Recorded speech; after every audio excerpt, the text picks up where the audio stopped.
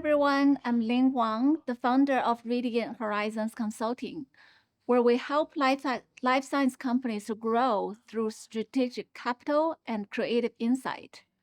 Today, I'm joined by John Souter, a seasoned healthcare investor with deep insight in both innovation and market dynamics, and also someone whom I have the privilege of working with for many years.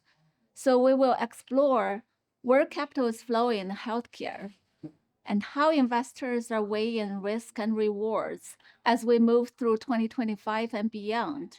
So John, why don't you kick it off with a brief intro, and then we can dive right in. Great. Thanks, Ling.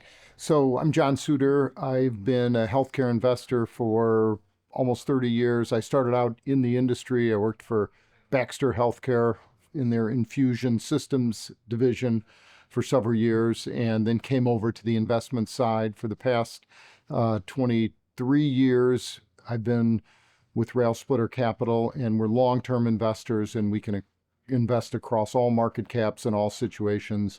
We're really preservation of capital and understanding risk is at the heart of everything that we do. John, thanks for the great intro. My first question for you is, how have you seen the dynamics between private and public biotech evolve over the past year? Yeah, that's a great question because they really have evolved. And I think in the post-COVID years, we've seen some great swings. Coming out of COVID, there was enormous access to capital and funding of just about any company. As we've seen then in subsequent years, many of them probably should not have been public, but many private companies that were just getting started had no problem accessing capital, and that's unique.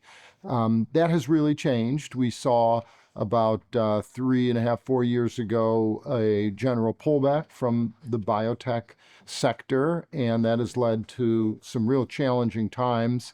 We've seen some companies just cease to exist.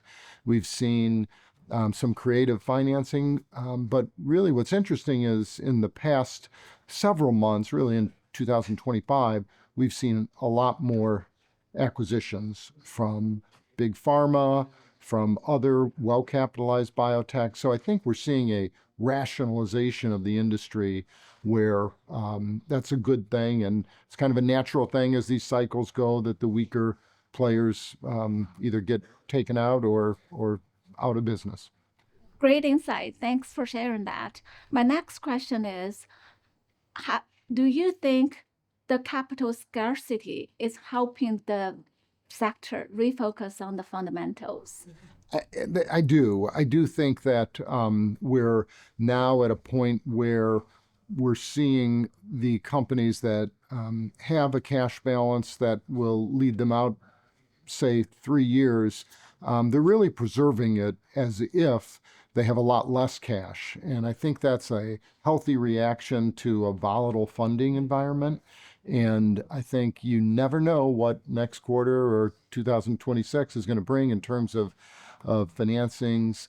But I think it really is healthy for these companies, especially the private companies, to look at their cash balance as sacred and to really kind of limit the spend if they can without sacrificing their lead drugs.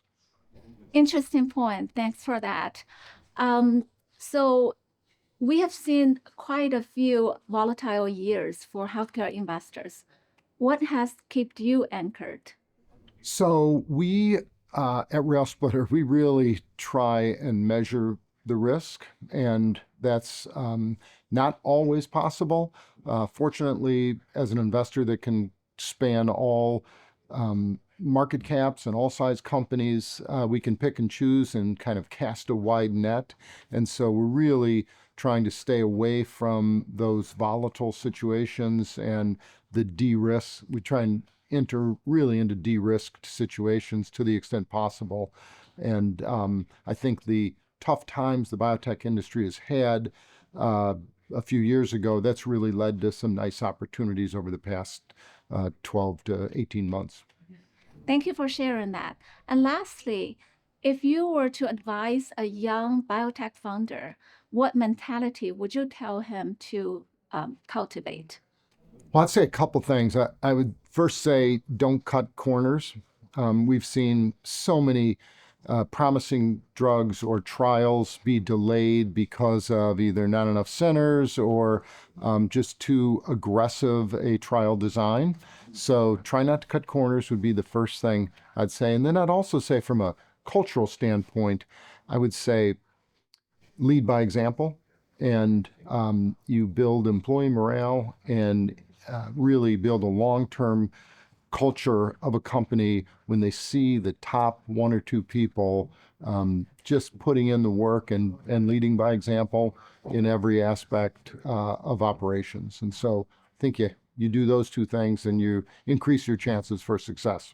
Thank you so much, John. Really appreciate your perspective.